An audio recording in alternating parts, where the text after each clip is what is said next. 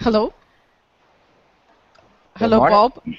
Good morning. We'll just, while we wait for some viewers to join in, uh, Okay, let's just let's just chat a couple of minutes, and then I will introduce you, and we can get started formally. sure. Uh, yeah. So again, for any of us, any students who are just logging in, we have Science Bob online, and Bob, let me introduce Space to you. We are a company in India, and we do astronomy education in schools. So it's kind of unusual here because there is no astronomy curriculum. Okay. It's only in colleges. Otherwise, you just have science. So we try to introduce that component into schools so it keeps students interested in science. Awesome. Well done.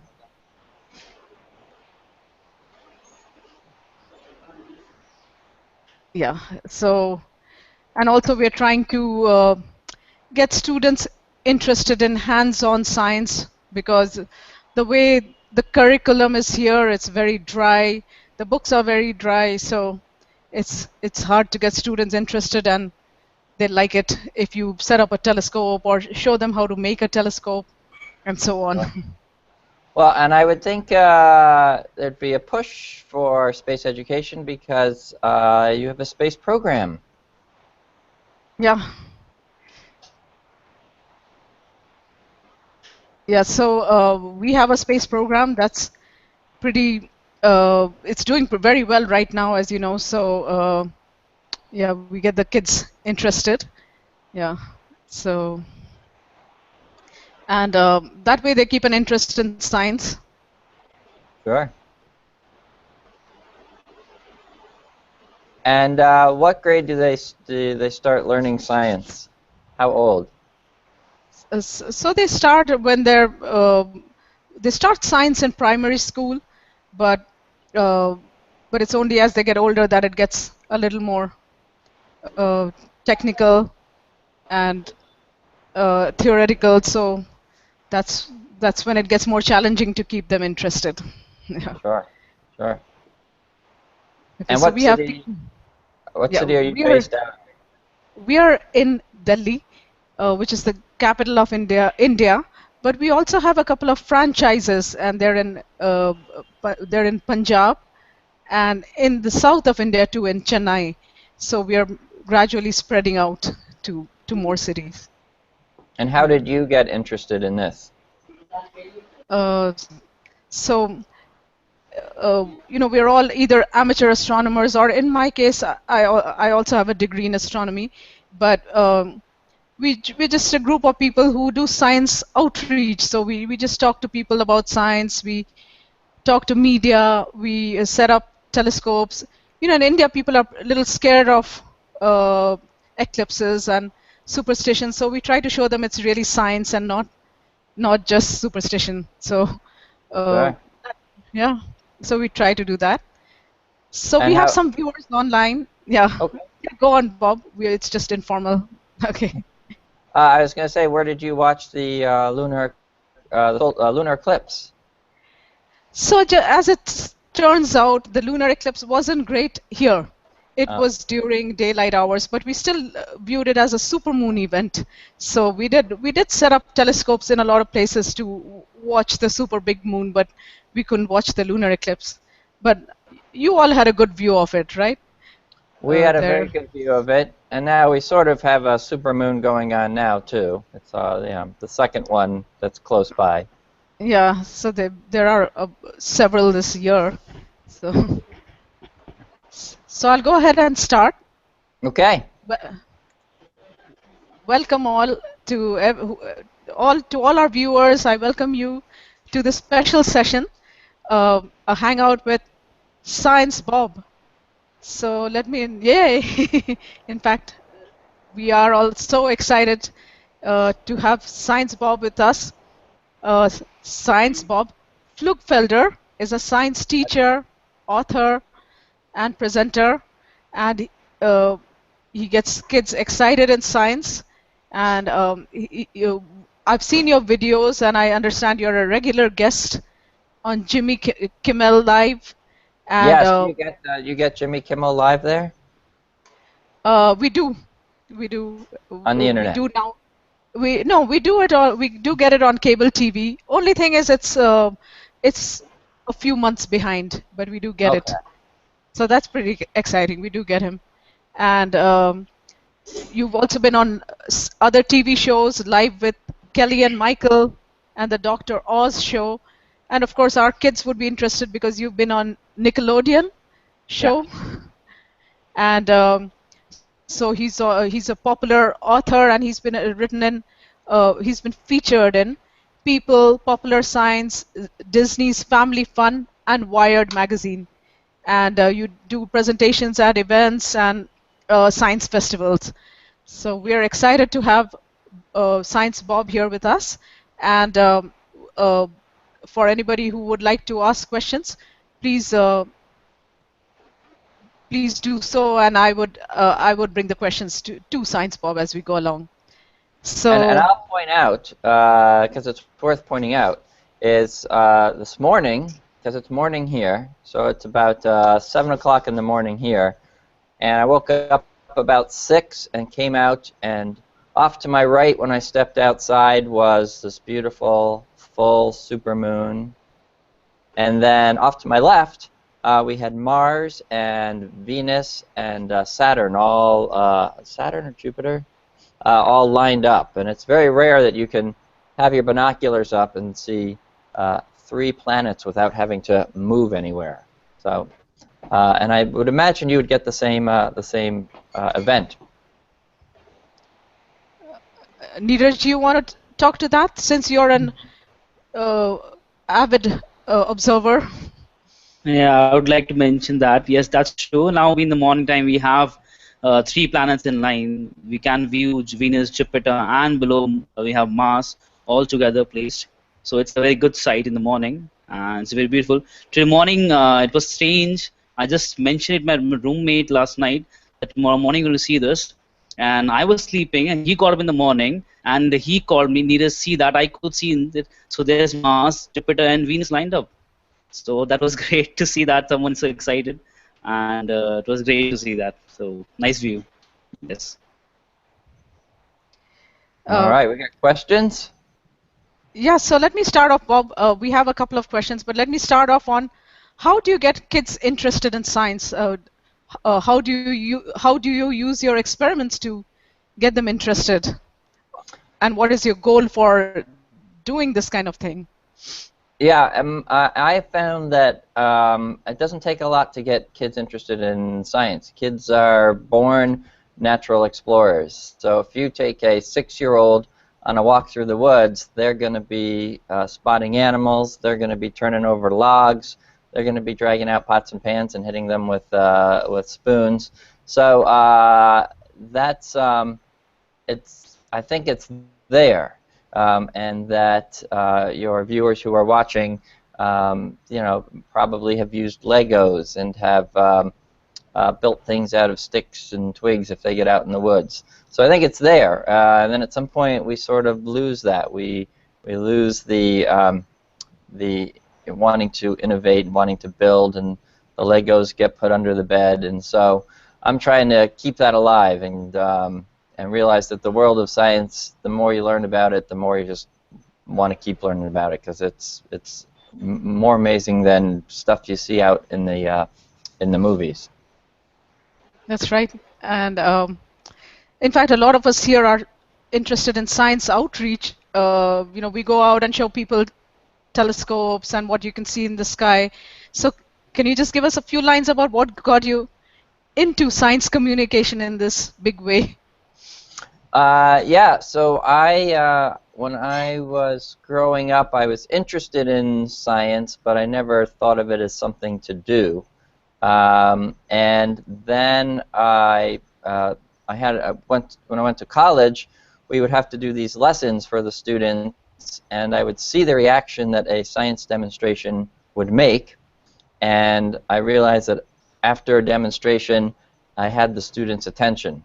And that is at the point where you can then go to introduce your concepts and say, okay, well, what happens if we want to make that reaction bigger? How could we do that? And the discussion starts. So as there's not every class we do something. We don't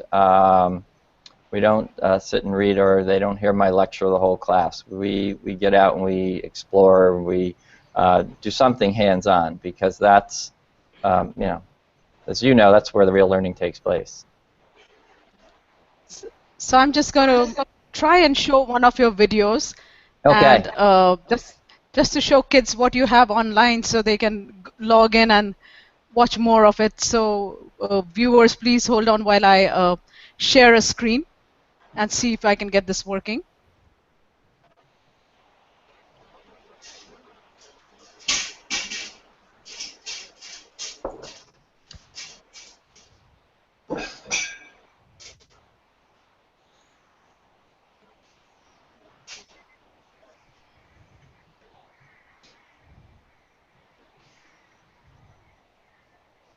I like to blow stuff up, as you can see. Yeah, so can you all see the video I'm showing you? Oh, it's a good one.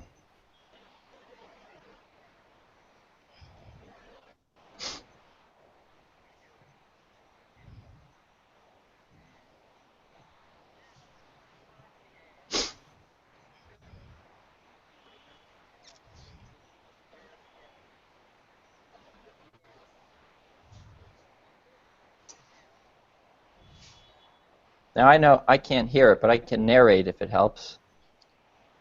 Uh, ca can you hear it, Neeraj? No, I can't hear it. All right, I'll narrate. So here, what we got in those 3 balloons, that was hydrogen in there. And hydrogen is very, very, very flammable. So now we are, there's holes in the tops of these cans. So we're lighting these sort of like candles. And as we do that, oxygen is coming in through another hole on the bottom. And that is what happens when you get oxygen and hydrogen in the right mix. Those things take off Wow. and hit. So what's cool about this is that this is how actual rockets go off. If you watch footage of the old American space shuttles launching, you'll see these big plumes of white smoke.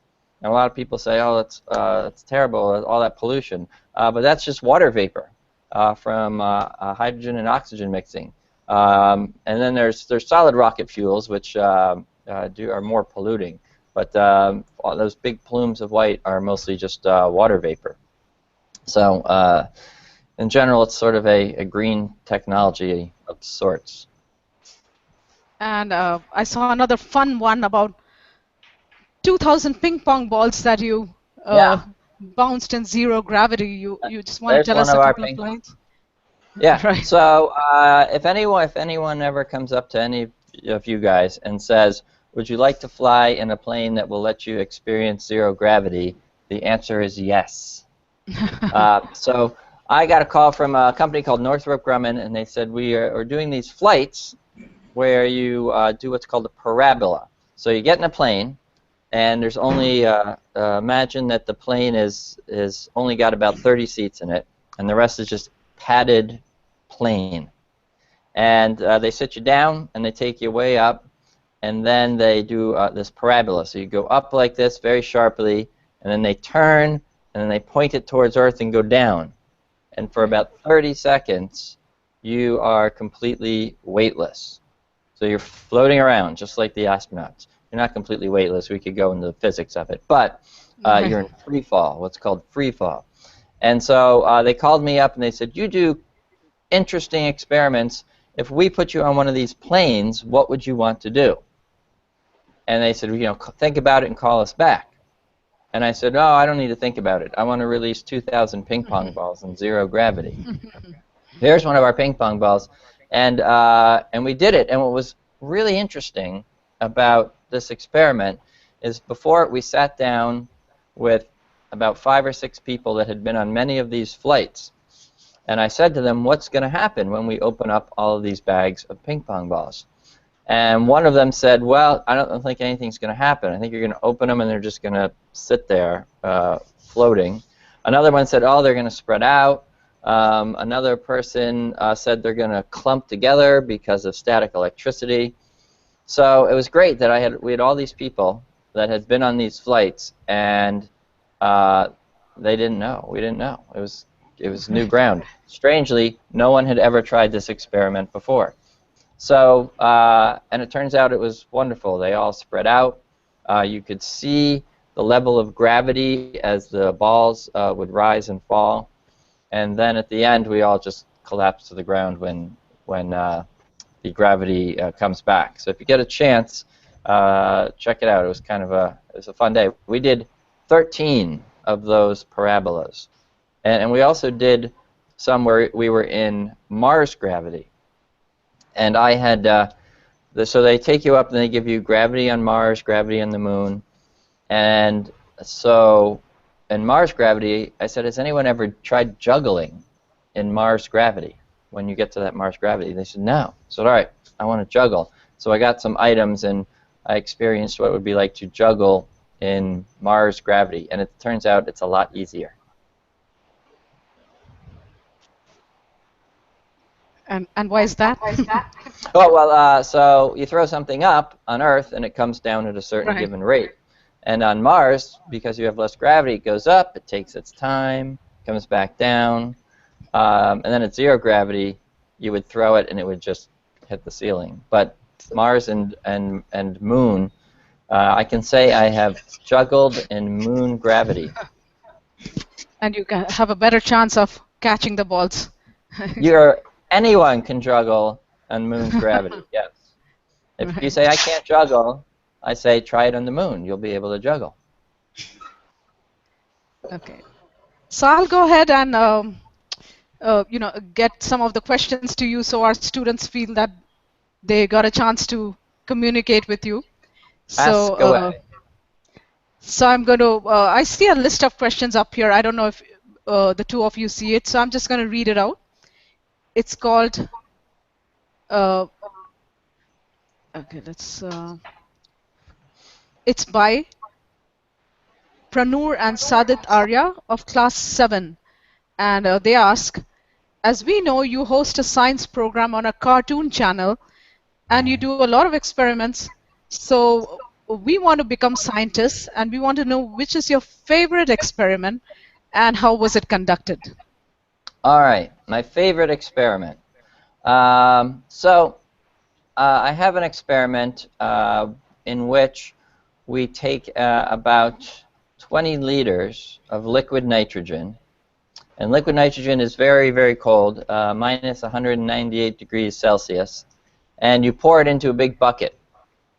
So it's very, very cold. And then you get somewhere around 6 or 7 liters of boiling water, so 100 degrees Celsius. So you have something very cold and very hot. And when you mix these together, two things will happen. Number one, the water becomes vaporized, becomes very, very small particles. And then number two, that hot water will get cold and it will condense. And what you end up with is somewhere between a 20 and 30 foot tall cloud formation. And you can do this indoors, and it makes this very wonderful, spectacular cloud. And when you're in it, because it happens right at your feet, when you're in it, it's literally like being in a cloud. It's very cool, and you can't see anything. And so that is, and it shows how actual clouds form with this sort of heating and condensing in a kind of an extreme way. But it is a real cloud inside. So there's a couple of videos. If you search for Science Bob liquid nitrogen cloud, yeah, you will be. That's my favorite demo. Yeah, I did find that video on your website, and that was really fun, cloud formation. And so here's another question. It's by Vibhor. It says, do aliens survive? I don't know if you have an answer to that one. Do aliens survive? All right, well, here's an interesting thing about aliens surviving. So here in the United States, we have an area called Area 51, which is where it is supposed that aliens have crashed in Area 51. So here's my thing about that, and people are debating whether this is real or not. If you are an alien, you must have come billions of miles through the galaxy with incredible technology. So I am a little suspicious that you would travel with all this technology, billions of miles, and then crash on Earth. I don't think they would crash. I don't think we'd have to worry about that technology crashing. So if you're wondering, do they exist? So here's what you have to figure. We have 100 billion stars in our galaxy. We have 100 billion galaxies. Many of those have planets that are much like Earth and are ripe for the formation of life. So we'd have to be very egotistical to assume that none of those other planets have some form of life. And so if you get a chance, there's something called the Drake equation, where they figure out, given how many planets there are out there, Drake equation mostly works with our galaxy, but how often life might exist. So I don't think we're alone. Whether we'll get to visit anyone and what it means to be life, we may have life on Mars, but in most chances, you're just talking about bacteria there. So hopefully some of you guys will be calling me and saying, we have found life on another world.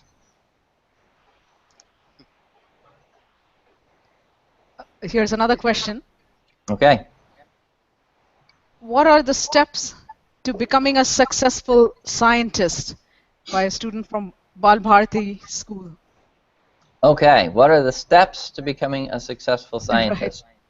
All right, so I am assuming that there is something in science that has caught your attention, whether it is space travel or biology or geology. And if that has caught your attention, first find out as much as you can. Read a lot on the subject. Use the internet to find out what you can on the subject. And then find someone that shares your interest. A lot of scientists are surprisingly open to receiving emails from students. And so if you're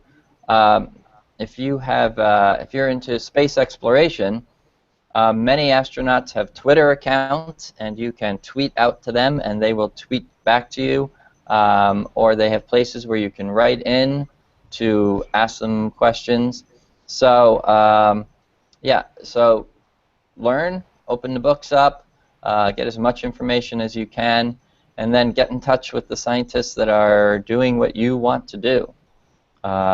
You'll be surprised at how much they are interested in helping people study what they're interested in. That's a good answer. And here's another question. Is time travel possible? Is time travel possible? Okay, it's a great question. The answer is yes. So time travel is possible. The challenge is we need a vehicle that is much faster than any vehicle that we currently have. So time and space are very strange. And if you could hop into a spaceship and take off, and let's say you're going 80% the speed of light. So 80%, you're flying out there.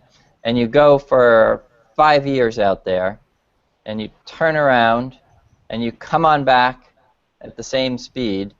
You are going to arrive, you're going to be you'll be 10 years older, 5 years there, 5 years out. But time will have slowed down, and all of your friends would be 20 years older. And so essentially you have gone into the future. However, you can't then, if you're like, oh, I'm in the future, I want to go back to where I was before, that's not an option. So if we can get a vehicle fast enough, we can travel through time. And that's kind of, you kind of answered, there's a related question, so I'll just pull that out. Okay. It's by Sonia Razdan. There are many galaxies present out in space. which may have life present in them, and it might take us millions of light years to reach them. In this case, will the topic of time travel come into existence? You mean to get to them? Yeah, Oh, yes. Yeah.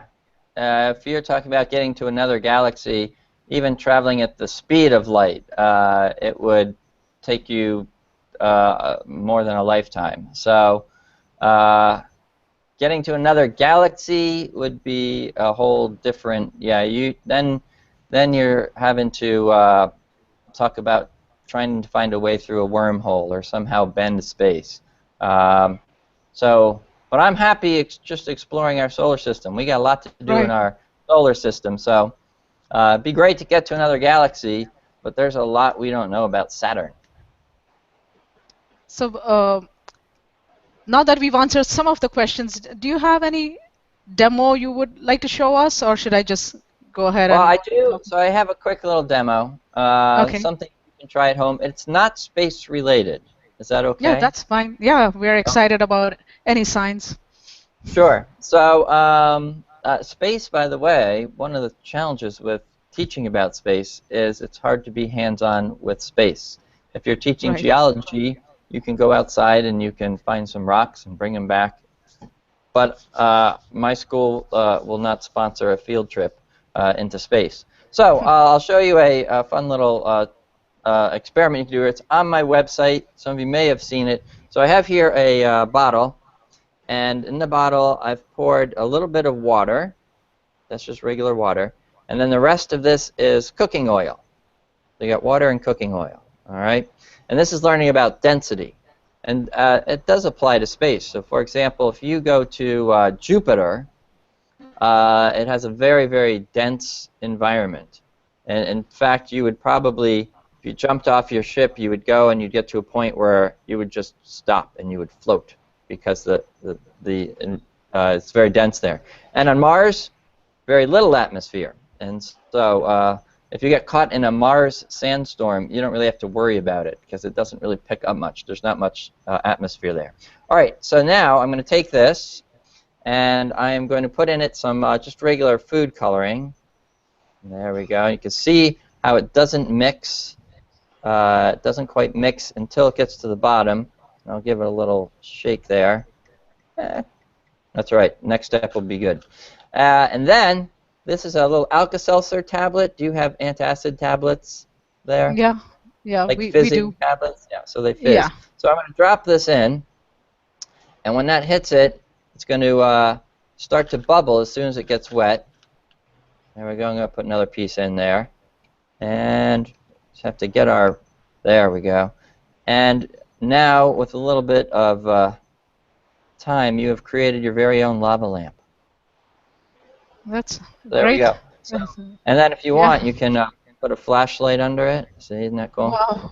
Wow. And you Yeah, get that cool. Yeah, nice. that's very nice. Now it's spilling all over my desk, but that's okay. So there you go, a homemade lava lamp. That's And I've got wonderful. all the instructions on the website. Ooh, that's Okay, that's a pretty. good one to try. That is pretty. All The right. food coloring makes it look very nice. Yes, it makes it look like an old Mars volcano. Yeah, so it's make your own volcano as well. Yeah. Yes. So I'll just take, we're heading to the end, so I'll just take one more question. Okay. Again by Sonia Razdan. Space exploration has many benefits. However, it's been known to dirty space with used parts of rockets and space objects, thus causing accidents. How do you suggest we reduce this amount of waste from causing harm? Like All space right. debris. So, if you look at these pictures that they have online of all of the satellites and things, the satellites are always very big. They draw these large satellites. Space is huge, and the chances of two objects, even in Earth's orbit, hitting each other is very, very small. It did happen once. There were two satellites, one that was going one way around the Earth and one that was going the other way around the Earth, that hit each other. But it's very rare just because space is so huge. the space station, the International Space Station, um, they have to make sure that there is, I think it's a less than a 1 in 10,000th chance that they can be near something. In other words, if there's anything less than a 1 in 10,000th chance that they're going to hit an object, they will go further away. And they have had, the International Space Station has had to move because there was a chance that they might hit something that was floating away. So it doesn't happen very often. There is a lot of space junk out there, and it would be great to find a solution for that. And maybe that is something that that your students can come up with a way. What do we do with all that space junk? We left a lot of stuff on the moon, too. There's a lot of junk on the moon. Right. So, do you have any questions, Neeraj, for Science Bob? Yeah, sure, sure. I'd like to ask you, can you comment something on the experiments done on ISS, the International Space Station? What kind of experiment do we do there? On the internet, what kind of experiments do we do?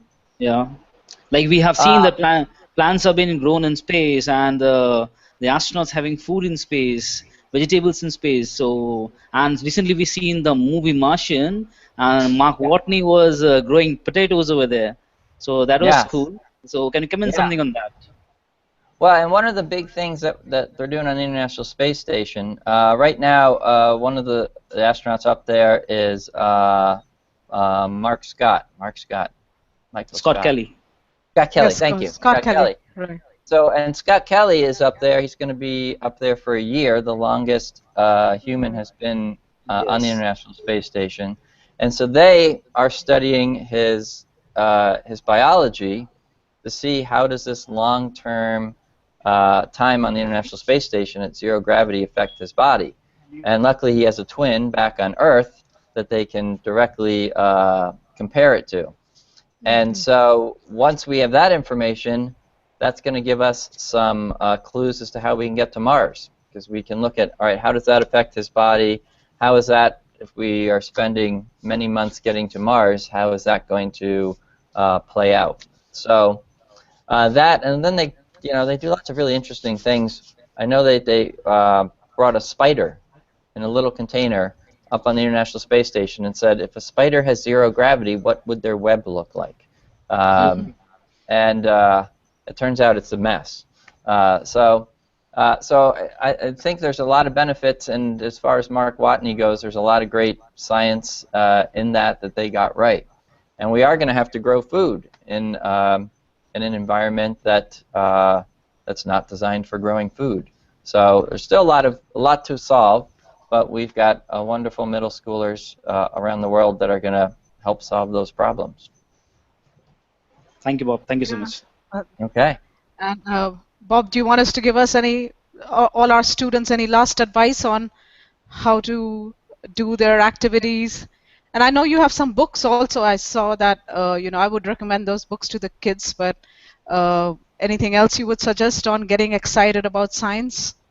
Well, yeah. Again, stay curious, and also you have got a blooming science program there that you should try to get as much information about as you can. You've got a space observatory that's doing great work. You are orbiting Mars, so find out a passion that you have in science, whether it's space or something else. Read a lot about it, share your passion, and then find out how you can make a difference. What problems need to be solved in your area that you like in science. If we're going to get to Mars, there's a lot of challenges that we need to solve, and I think it can be done, but it's going to take you guys. You guys are the generation that will solve those problems. So thank you so much, Thank you Science Bob. for hanging out this afternoon. Yeah, and we are going to share your video with a lot of students when it's school timings. So it's really great to have you online, and I'll direct the students to your Facebook so that they can communicate with you further on that if they would like to. I do the Twitter, I do the Instagram. Join in.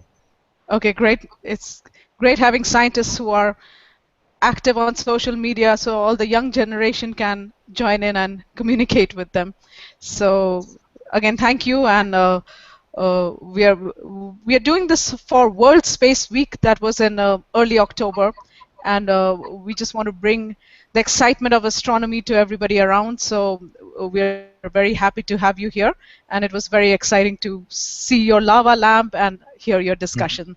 So thank you, And Bob. if you get this, if you're watching this shortly after it aired, you can go out and see our 3 planets in the morning tomorrow morning. That's right. So we have Science Bob reminding us that we have a conjunction going on tonight. So we'll enjoy astronomy, and let's go ahead and get into science the way Science Bob suggests. So thank you again. All right. Bye, guys. Thanks. Bye. Bye. Thank you.